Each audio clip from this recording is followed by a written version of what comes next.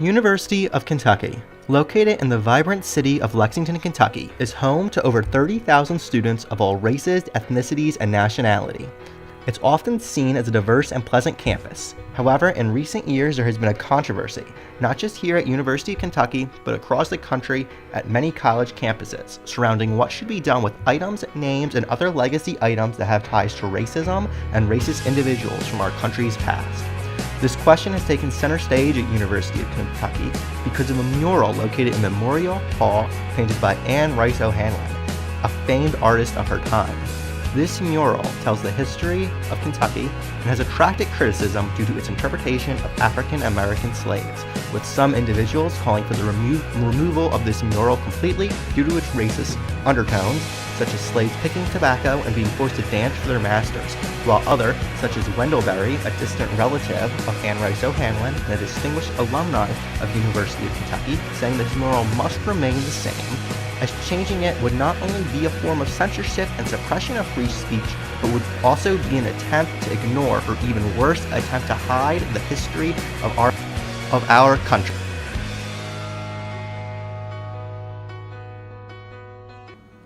Yeah, I've heard about the painting in Memorial Hall. I had a class there last year, and I saw that it was covered up. And I don't really know that much about it, but I did know that it had to do with racism and some things that were in the painting, and that's why they covered it up. I don't necessarily think that it should be taken down just because it is a part of our history, unfortunately, and the painting tells about Lexington and how it was brought about, so I do think that it should be kept up. But I do like the option that maybe there should be some context next to it, so if people are offended by it, then that can maybe help to explain why it's in the painting. I've heard about the mural, and I feel it should be taken down. Historically, it's no secret that Kentucky has a racist background, racist reputation, and truth be told, in present times, it hasn't changed a lot. We used to have racism exist in the state of Kentucky, and for the University of Kentucky to be the state of the school of the state, to have a mural like that in one of its most prominent buildings, it just seems as if they're condoning it, and it should not be accepted. However, this hasn't only occurred at the University of Kentucky. A similar situation took place at Harvard University School of Law. The school's seal is the same seal of Sir Isaac Royal and the royal family, who were among the earliest and largest slave owners in early America during the colonization period, as well as plantation owners in other British colonies. This has made a portion of the student body at Harvard feel uncomfortable. People connected this back to slavery, which in turn made these students feel as if it was wrong to have this symbol as their seal, and petitioned the university to change it. Harvard's solution was to change the seal and create a new one without any ties to the royal family.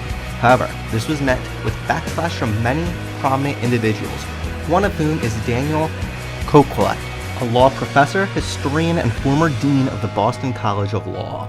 In a recent book written on Harvard's law school, he is quoted as saying the following: "As a historian, you just have to deal with the fact that this guy founded the school and tell the truth about it.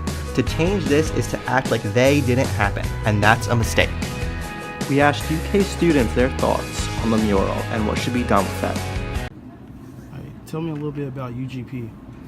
UGP, Underground Perspective, is it's a dope organization here on campus where a lot of people are involved, a lot of students, and it has a lot of diversity in it. But usually just have meetings and stuff where a lot of people show up and have discussions, and twice a week or something. But it's a great way to get involved on campus and to find friends and stuff. Okay, have you heard about the mural at Memorial Hall, and if so, what are your thoughts on it? I haven't really seen the mural. I don't think I've ever seen it, but from what I heard, it's pretty negative, and I'd probably take it down if I had the opportunity. So what are your thoughts on UK keeping it up? I just don't see the reason of keeping it up. If we're supposed to be moving forward as a country and stuff like that, then why keep things like that up, honestly. So go ahead and tell me a little bit about UGP. Okay, so UGP stands for Underground Perspective. It is an organization built on bridging the gap in the diversity here through social issues and talking, just discussing how we feel on certain topics and being able to appreciate other people who oppose our views and still come together as one. So it's like building a family. Okay. Have you heard about the mural in Memorial Hall, and if so, what are your thoughts on it? Yes, I have, and I feel as if the president is actually retracting on his statement. Like before, he had said that he was going to actually remove it, and now instead, I feel like he just made a mistake by going ahead and trying to put these informational and educational comments around the mural instead of just taking it down. Like he should have just stuck to his word and took it down. What would you do with the mural if it was yours? If it was up to you? If it was up to me, I would have took it down, and I would have at least donated to someone who also was had artwork from that period that the artist made hers. But I just would put it into a museum or something, give it away as a gift from the university.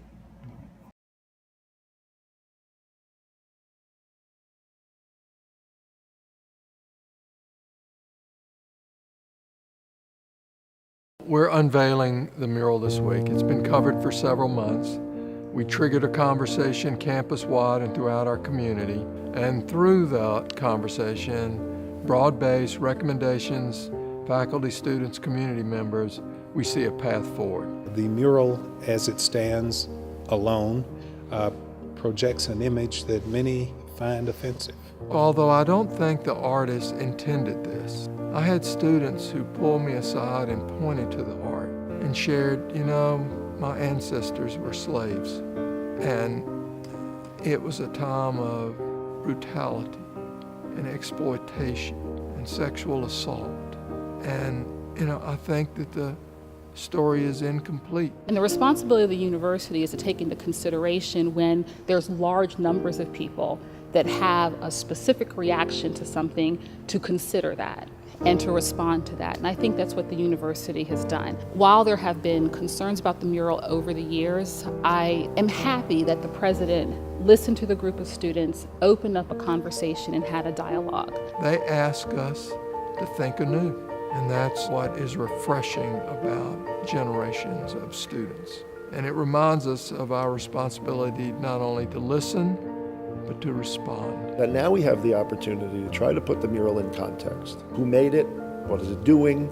And let's talk about it in relationship to the fact that it's a representation. It's a picture. There are a lot of pictures.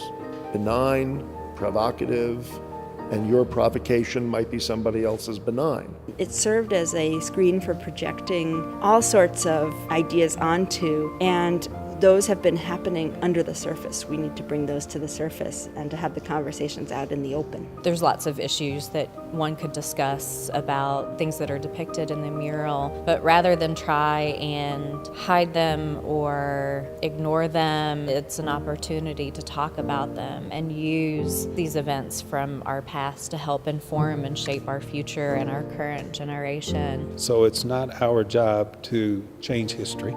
It's not our job to erase or eliminate, but it's our job to tell the story in an accurate manner, and that's what we will do.